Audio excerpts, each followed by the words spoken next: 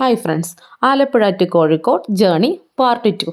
ബിരിയാണി എല്ലാം കഴിച്ച് ഞങ്ങൾ നേരെ റൂമിൽ പോയി ഒന്ന് റെസ്റ്റ് എല്ലാം എടുത്തിട്ട് ഒരു 6 മണിയായപ്പം കോഴിക്കോട് ബീച്ചിലെത്തി.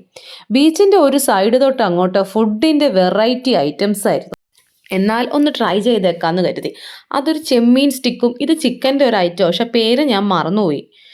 പിന്നെ അങ്ങോട്ട് മുമ്പോട്ട് നോക്കിയപ്പോഴത്തേക്കും പല ഐറ്റംസ് ഉപ്പിലിട്ടത്, പൈനാപ്പിള്, കുക്കുംബർ, നെല്ലിക്ക, ക്യാരറ്റ്, അങ്ങനെ ഇഷ്ടം മാതിരി ഐറ്റംസ് ഉപ്പിലിട്ടായി വെച്ചിരിക്കുന്നു. കൂടാതെ നമ്മുടെ നാട്ടിലൊന്നും ഇല്ലാത്ത ഐസുർത്തി, അത് ഉപ്പിലും ഉണ്ട് മധുരത്തിലും ഉണ്ട്.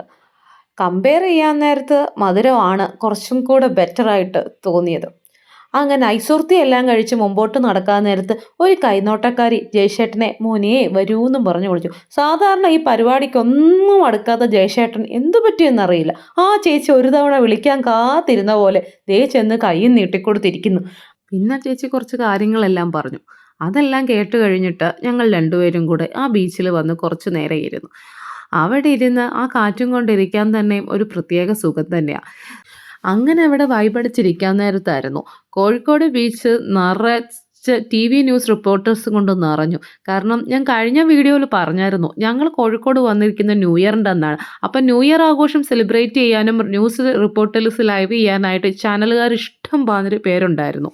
അന്നത്തെ മനോരമ ന്യൂസ് ലൈവിൽ ഞങ്ങളും ഉണ്ടായിരുന്നു. ഞങ്ങളുടെ ഒരു പിക്ക് ഞങ്ങളിവിടെ സെൽഫി എടുത്തുകൊണ്ടിരിക്കാൻ നേരത്തായിരുന്നു അവരുടെ ഷൂട്ട് ചെയ്തുകൊണ്ടിരുന്നത്. അപ്പം ഞങ്ങളും അതിൽ പെട്ടുപോയി.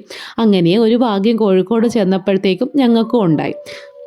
ഇതെല്ലാം കഴിഞ്ഞ് ന്യൂ ഇയർ ആഘോഷിക്കുന്നതിൻ്റെയും പിറ്റേ ദിവസം മിഠായിത്തെരുവിൽ പോകുന്നതിൻ്റെയും പാരഗണിൽ നിന്ന് ബിരിയാണി കഴിക്കുന്നതിൻ്റെയും എല്ലാം വീഡിയോ എടുത്തിരുന്നു. പക്ഷേ ഇപ്പോൾ എഡിറ്റ് ചെയ്യാൻ വേണ്ടി വീഡിയോസ് നോക്കിയപ്പോഴത്തേക്ക് ആ വീഡിയോസൊക്കെ എങ്ങനെയോ എൻ്റെ കയ്യിൽ നിന്ന് ഡിലീറ്റ് ചെയ്തു പോയി.